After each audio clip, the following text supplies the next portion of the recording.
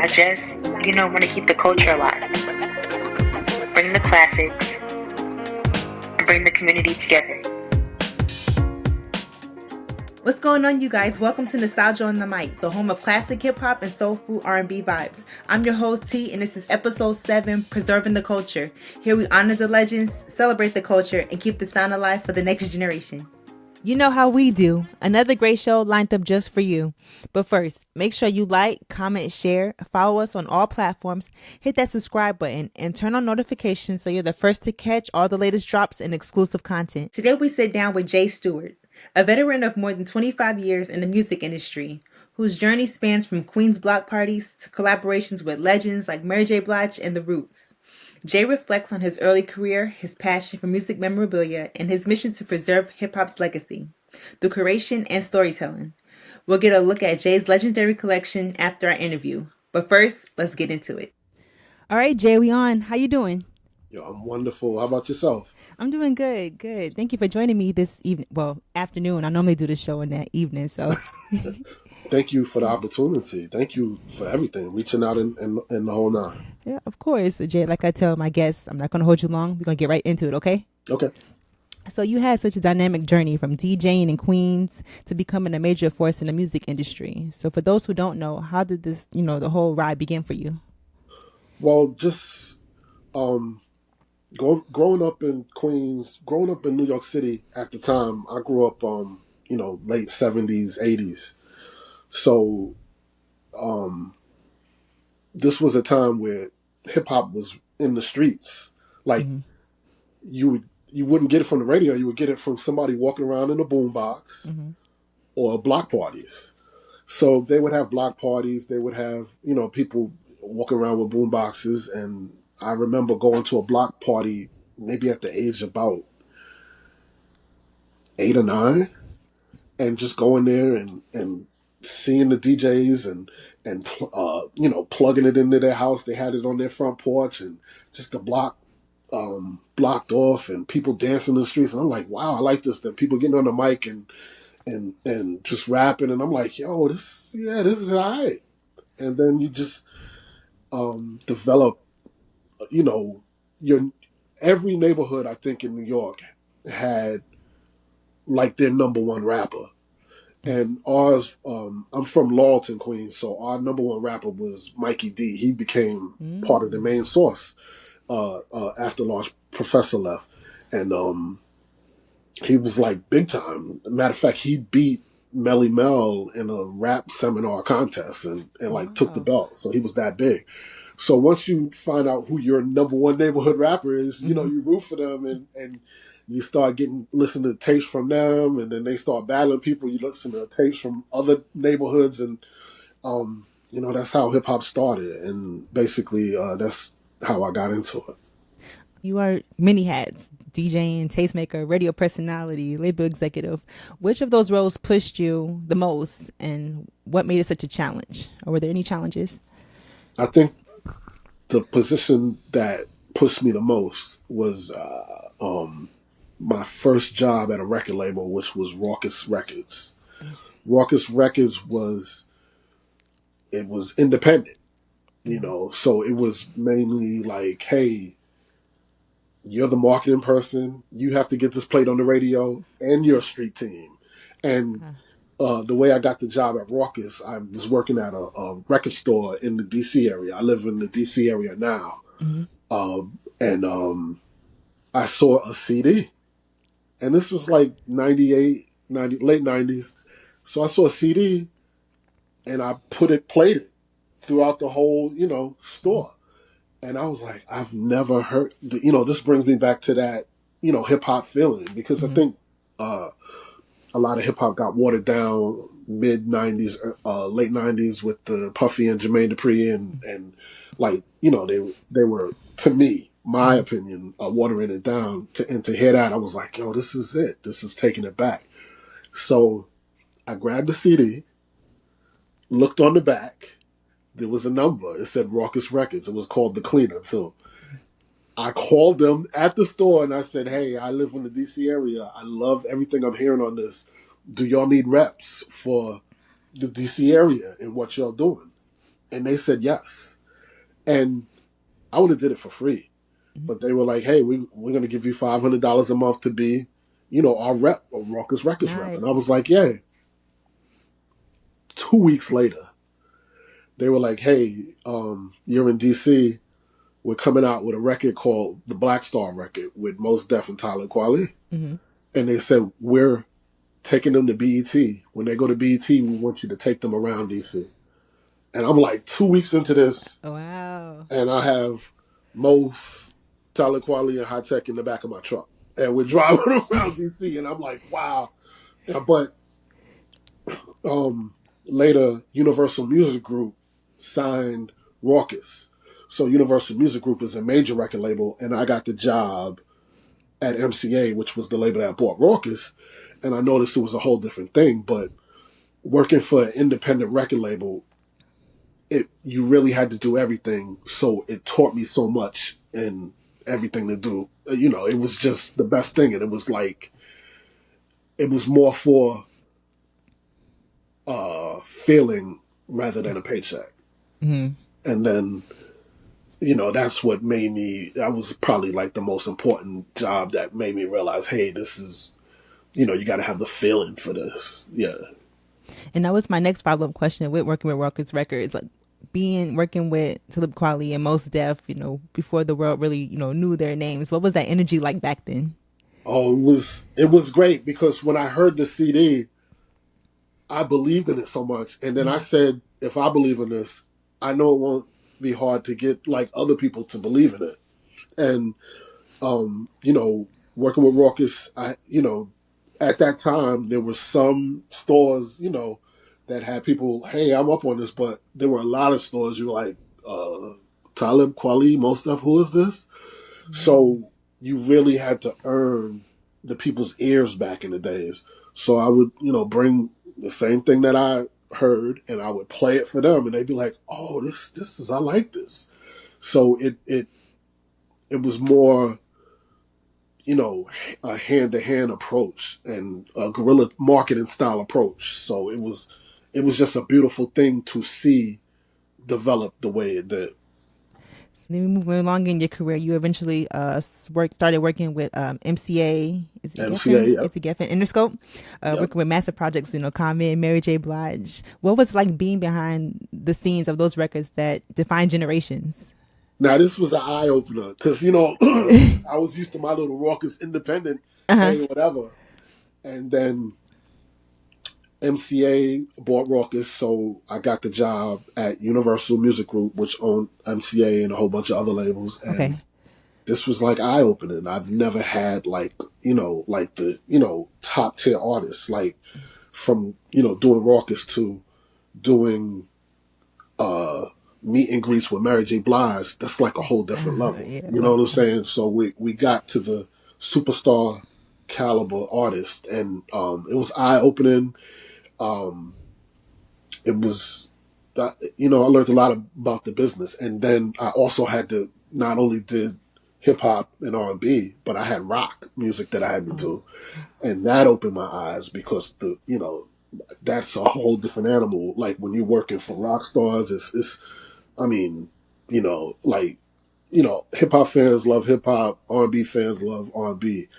Them rock fans, they lived for their artists. I mean, wow. it was, they would sleep outside a day before or something. Just, it was a passion. And seeing that and how much, fans really love this music, I was like, wow, this is music. Music is therapy. So right. like, wow, yeah.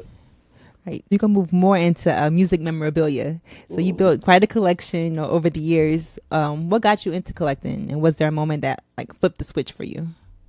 Well, when I was a little kid, I remember going to my grandfather's house, and he had like a record collection, and he had like Blue Note Records. Blue Note Records was like a jazz label, but they were known for their covers. They had like groundbreaking covers, like, their artists like playing and smoking a cigarette and like different colors. And I was always attracted to that.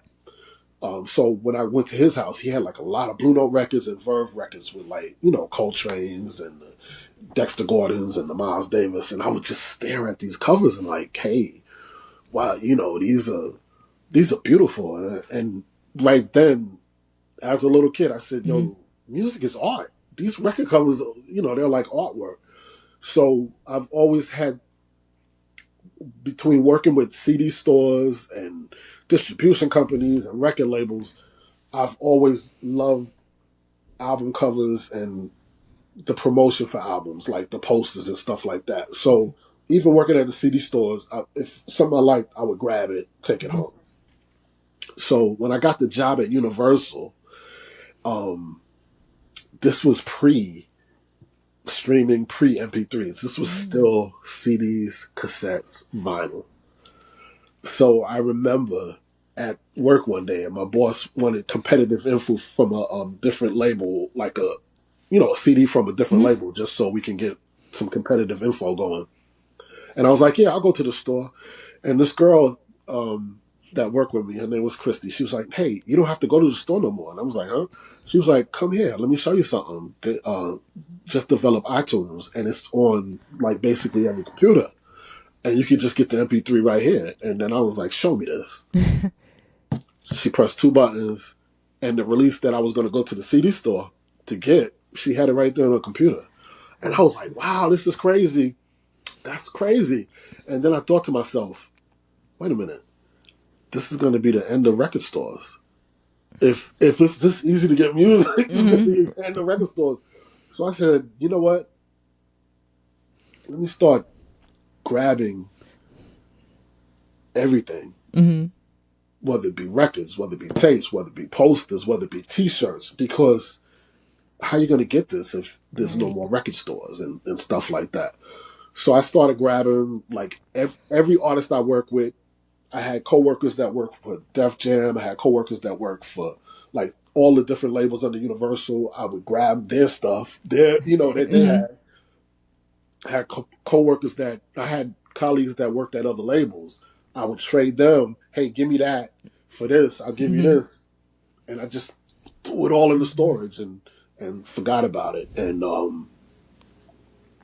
2020, I noticed that Sotheby's was doing a hip hop auction, and I was like, excuse me, I was like, yo, auction, and this was during the pandemic when we didn't know if we could go to a grocery store, much less auction with people buying stuff. Well, money was tight then. So I said, let me see what is going on. So at that auction in 2020, they sold 124 units and they made $2 million. And I said, yo, don't I got some memorabilia in storage? Let me see what I got here. And then did an inventory, and I was like, yo, I got a lot of stuff. Sent it, not the whole inventory, because I got like 300 pieces. So I did like 100-piece inventory, sent it to Sotheby's, and they were like, yo, we're doing an auction in 2023. We want you to, all this stuff. And I was like, pick 4 things, and then we'll do that now, and then later on we'll do something bigger. And it was like, okay. Excuse me. So I had 4 posters in the Sotheby's hip hop auction in 2023. Nice. So what's one piece of your collection that will always get a strong reaction or has a wild story behind it? Whew, that's a lot.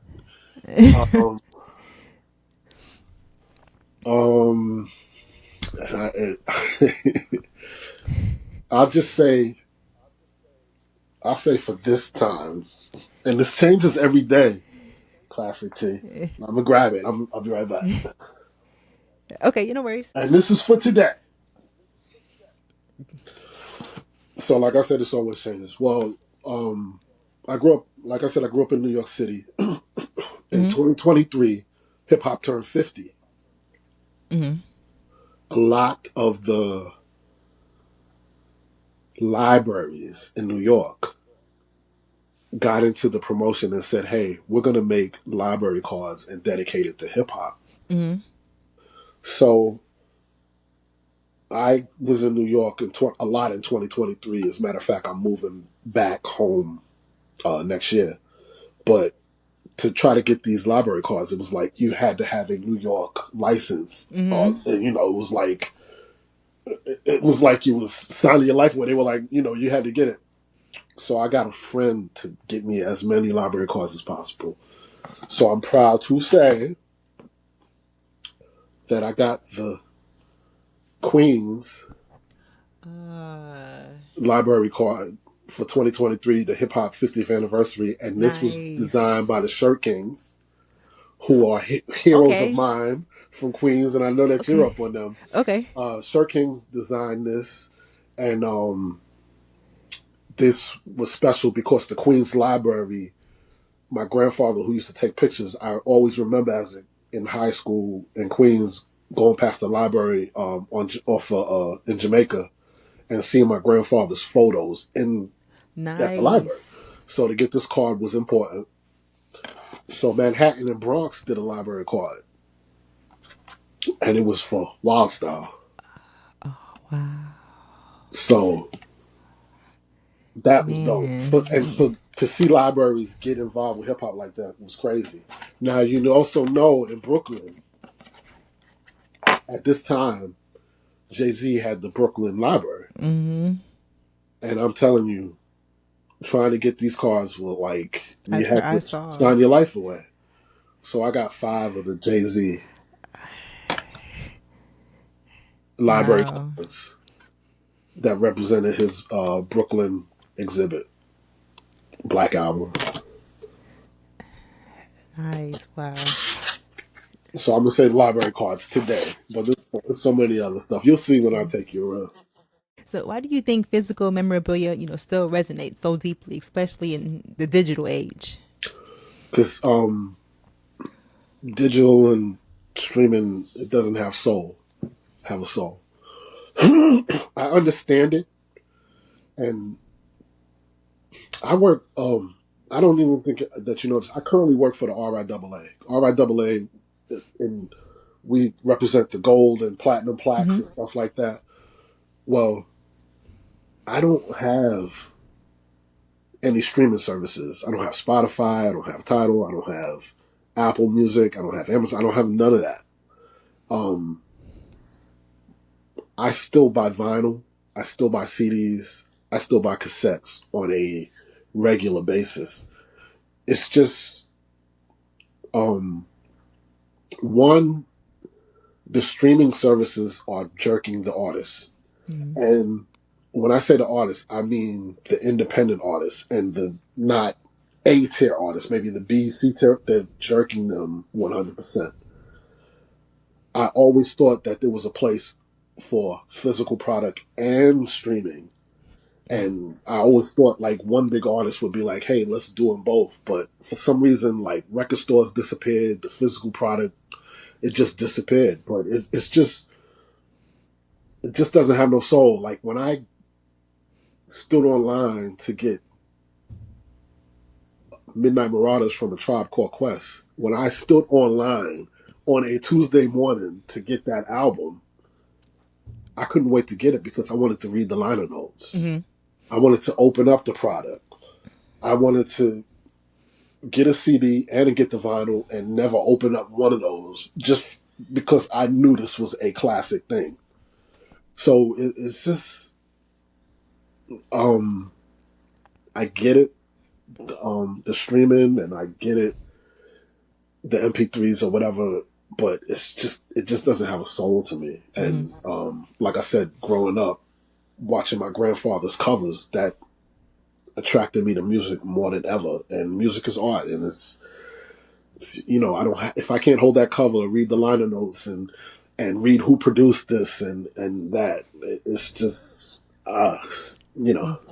Yeah, so I was looking at on TikTok not too long ago, and I think a lot of people are starting to get that because I've seen where some people, even VHS tapes, DVDs, because they're noticing on these streaming platforms that my favorite movie was there one month, and then next month they done removed it off. So I think they're starting to catch on to the I guess the feeling of having physical media, and because it's yours, it's not like I stopped my subscription, all of that is gone. I don't even own it because I Yeah. myself I collect physical media. I have even the magazines, I the see you. cassettes, and I the see you. tapes and stuff. My parents were collectors, so I kind of took over their collection. As we all, Um, that's the sign of a true collector. You take over your parents' stuff. yeah, and I'm having a hard time with certain things. I'm having hard. I'm not gonna lie, but it's coming along. It's coming along. I have a record player, and it's just looking at the physical. My sister, my mom, they you can play it on your phone. Like I literally put on my boombox while I clean with my tapes and CDs, and I mean that's how I enjoy it. Yeah. It's just something about physical. Yes. So you stepped in the role of an exhibit curator. How did that come about? Did you always see yourself doing that kind of work? Now, well, when the Sotheby's thing happened, Mm-hmm. what I wanted to do was I wanted to show everybody in my area that I had something going in Sotheby's. So what I did was I have over maybe 150 promotional posters. Mm-hmm. So what I wanted to do was I wanted to do an exhibit with it. I wanted to, do a party with a DJ and just exhibit my stuff in the gallery. Mm-hmm. So, I didn't think that I just wanted to show my peoples, hey, he got something going on in Sotheby's. Right. So what I did was I wanted to check out frames. So I'm in the DC area. A lot of the museums are free. The Smithsonian, well, they shut down now due to the craziness, Mm-hmm. but they're free. And I said, let me go to the National Gallery of Art. So let me go ahead and check out some frames because I want to frame some of my stuff. I ended up staying in the museum for 2 hours and looking at a picture from that Gordon Parks did, and tears started falling from my eyes. Oh, And I'm like, art is beautiful. You know what I'm saying? I just came in mm-hmm. here to look for frames, and I'm like, Looking at there's art. a piece resonating with me. I'm like, wow.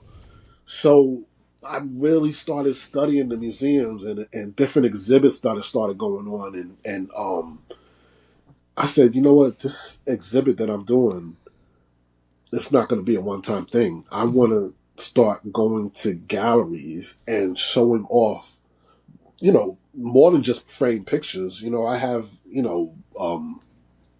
autographed turntables. I have, sneakers. I have, hats and stuff like that. So, Bowie State University hit me up. Bowie State is a HBCU in Maryland, Mm-hmm. and they were like, "Hey, we're doing this event. We heard the people that I was doing my exhibit with. We heard that you had some stuff. You want to take over our gallery?" And I said, "Yes." Now, mind you, I already had posters in another gallery, so Wow. that's how much memorabilia I had. I still fill both galleries. So went to Bowie State, just grabbed a whole bunch of stuff, put it in my car. Didn't even know what the place looked like. We got there and we just started putting stuff in order, and it was a beautiful event. And I was like, yeah, I can start doing this, and I want people to see this since Mm-hmm. there's no more record stores. The reaction I get, like, oh wow, when they see this certain poster that some music that they loved, it's a beautiful thing. So curating an exhibit is almost like storytelling through objects. How do you choose what makes the cut? Oh, it. My last exhibit was in DC. It was in May, and it was uh, it was called Music is Art. Mm-hmm. And this exhibit was, from my whole feeling of my grandfather going in his house. I was like, these covers are art, so I want to do this in a nice gallery. And for this one, I just wanted to pick out the most. Matter of fact, I picked out. We had 16 things, 16 of these framed posters. I picked 8, and then I let my fiance pick 8, Okay. and we just put them all in a room, and we were like, "Is that your 8? That's your 8?" And then we Mhm. would change them. No, I don't want this because this doesn't go with this, and this doesn't go with this. So after a day, we just picked our final 8, and then they all to us went good with each other and told a story. Like, I had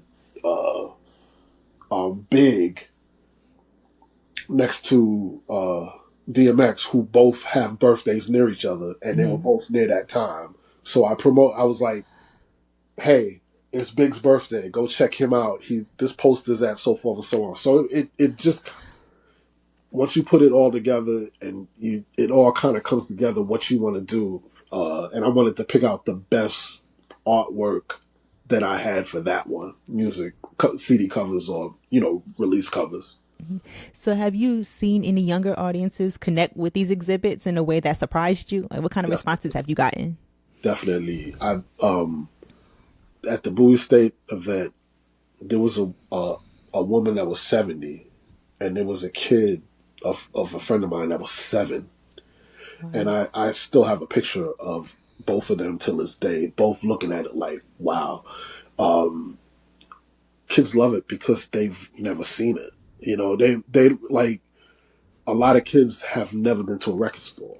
Right. So to see these posters of a lot of the OGs that they heard about, I Mm-hmm. had Big on the wall, I had DMX on the wall.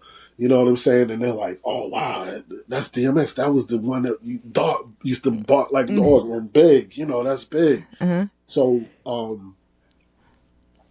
it's priceless to watch their expression when they look at it, and it motivates me to want to do it even more. Yeah, because like this is you remember when NFTs was supposed to be that thing? Mm-hmm. It's I'm like, there's no soul in that. I don't see that. You gotta Sorry, that's my put the dogs in the back. I'm no, sorry. it's okay. You gotta put the computer down and you gotta go out and see this. You Mm-hmm. know what I'm saying? And physically just really watch it, and I love the expression of when they see that, and they'll be like, "Oh my god, that's my mom's favorite artist," or Wow. "Oh, wait till I take a picture of this and show her. I want to take a picture of this and show her." Mm-hmm. Love that. Hey, so looking back, what do you think has been the most fulfilling part of your 25 plus year music, well, career in music? Um, I have to say, I have 2 daughters, and